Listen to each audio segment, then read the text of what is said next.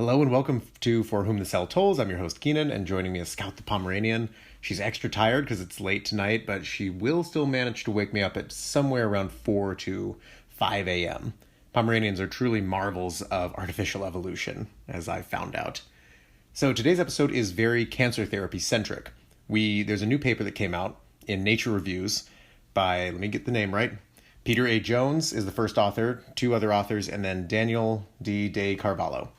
They're from University of Toronto, and I believe not Ann Arbor, but another Michigan university.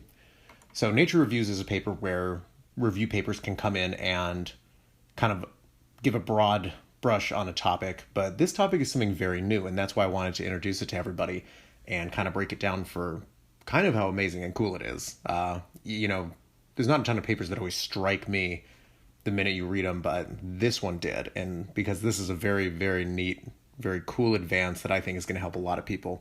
And it really shows us why some of these therapies that we didn't know why they were working, why they probably are. So today's episode is called The Retroviruses Within Us. And as you can imagine, this episode starts with something very interesting, viruses.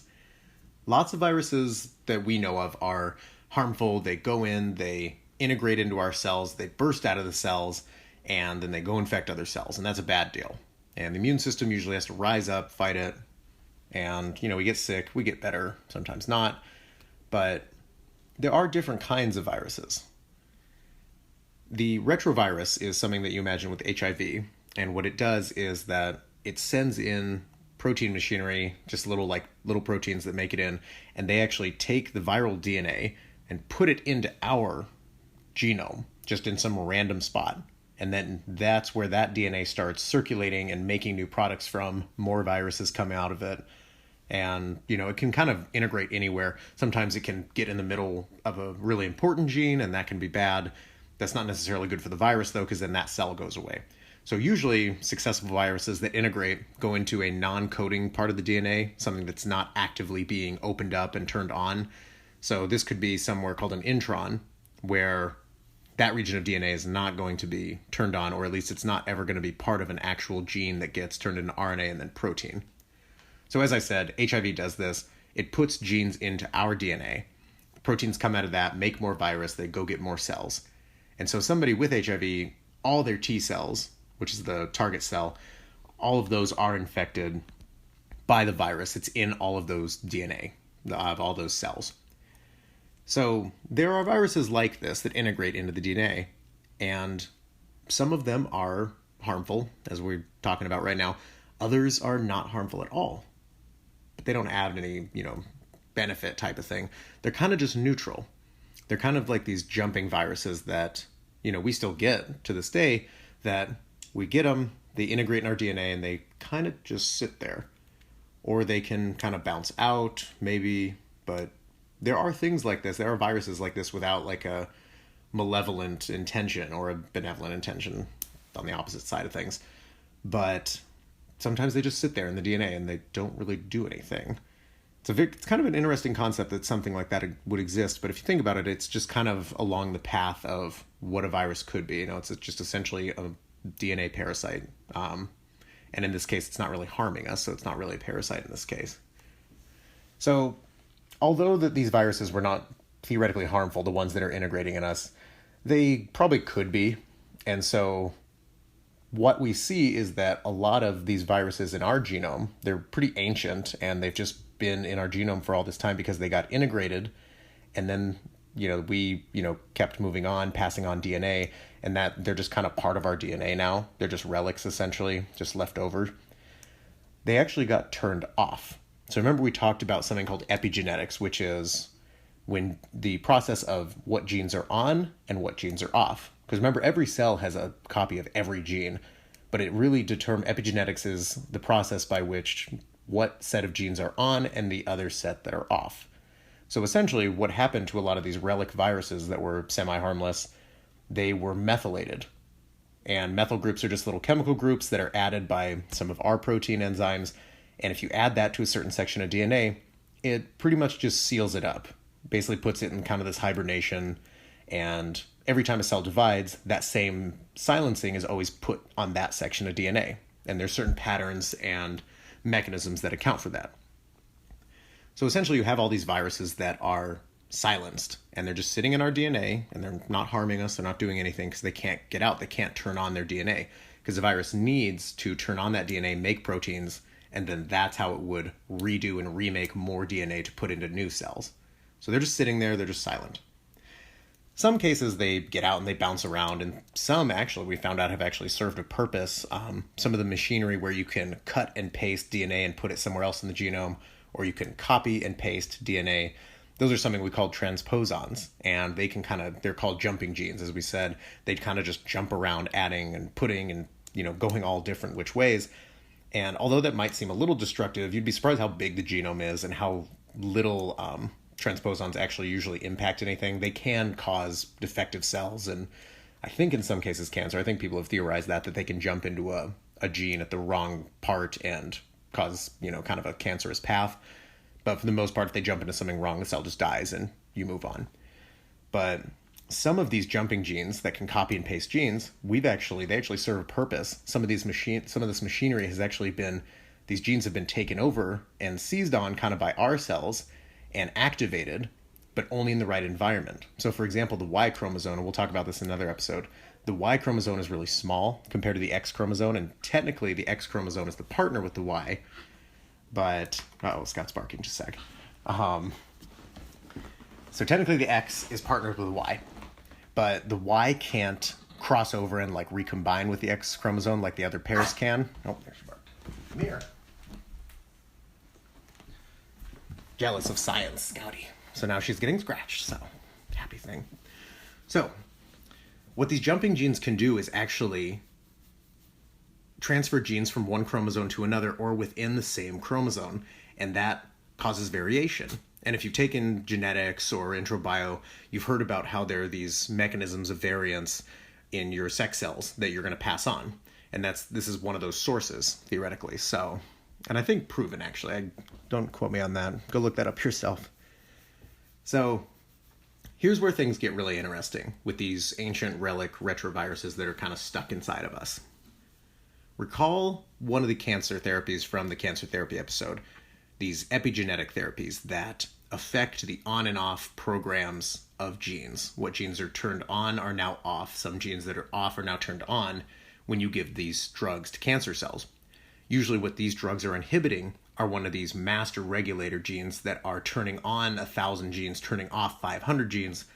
And if we give this drug, the theory was that we'll just screw up the cancer program so bad that the cancer cell will die, it'll lose all of the mechanisms that it's doing, and sometimes there are genes that can cause cancer cells to die. They're just silenced. They're not even mutated. So they're just silenced with those little methyl groups that we talked about. So not only, this was kind of the intention when we first released these things into people, and they actually have seen a lot of efficacy. They've actually done pretty well in a lot of cases. But as you can imagine, it's kind of like playing with fire. We're essentially just turning on a light switch, or we're turning off a light switch that controls 50 other light switches. Some of those control light switches, and so on and so forth. And so you're really messing with a huge program down the line. So why are they working so well? Why aren't they hurting us more? Why do we find all these, these therapies, these epigenetic therapies that are screwing with whatever's turning on and off everything? They're actually, this review paper by the authors essentially points out that these therapies are not only deactivating certain programs, they are unsilencing and releasing these viruses, these ancient relic viruses inside of us. Now if that's not interesting, I don't know. But essentially this paper shows us that the reason these on and off gene cancer therapies are working in a lot of cases, not all, some of it is the reprogramming, is that all these ancient viruses in our cells are given new life because the silencing mechanisms that we're stopping with these cancer therapies to stop the cancer, they're not allowing the virus to be silenced anymore, and the virus gets up and starts shooting out DNA, shooting out viral proteins, and it goes into this state of viral mimicry. So remember that these viruses are essentially harmless, but they do produce things that look like virus. Double-stranded RNA, single-stranded DNA, all kinds of proteins that do not look like human proteins. And guess who attacks that immediately? The immune system. The immune system comes in after these ancient viruses, not having seen them, and immediately knowing that these are viral proteins, this is viral genetic material, and it goes into a full-blown attack. Everything starts firing. One of the biggest issues with cancer therapy is that no matter how many immune therapies we throw to stimulate T cells or, stop the immune system brakes, on the car essentially, is that some of these attack cells, like NK cells, T cells, they get exhausted. They eventually can't kill anything more. By getting this viral mimicry state, by exciting and emerging all these viruses from our cells, these ancient viruses that we all carry, the immune system suddenly comes roaring back because you're no longer fighting the cancer cell. Because remember, we talked about how difficult it is for the immune system to kill a cancer cell because it looks so much like your cell. All of a sudden, these cancer cells that are targeted by these epigenetic therapies, all these genes are turned on and off, and these viruses are bursting out of them. The immune system roars in, attacks everything in the area, burns through it. And so kind of the bigger overall point of this paper is to say, when we are going to do one of these epigenetic therapies, we should absolutely also pair it with an immune activating therapy, like an immunotherapy. You could think maybe a CAR T cell. You could think maybe like a blockade of immune checkpoints. There's all kinds of things that you could pair this with. Now, this is something to be very excited about, but the toxicity of something like this is something that absolutely needs to be explored. I don't know how many studies they cite where they show synergy of an immune therapy and an epigenetic inhibitor. I don't think there are too many because the two of these things are fairly new, and it takes a long time for something to be combined because you have to make sure both things are safe just on their own. So I can't remember what they actually call these. They call them ERVs, the viruses that are coming out. Yeah, I can't see it. In any case, very cool thing that we found out essentially that we are inducing the immune system with these drugs to completely attack these cancer cells.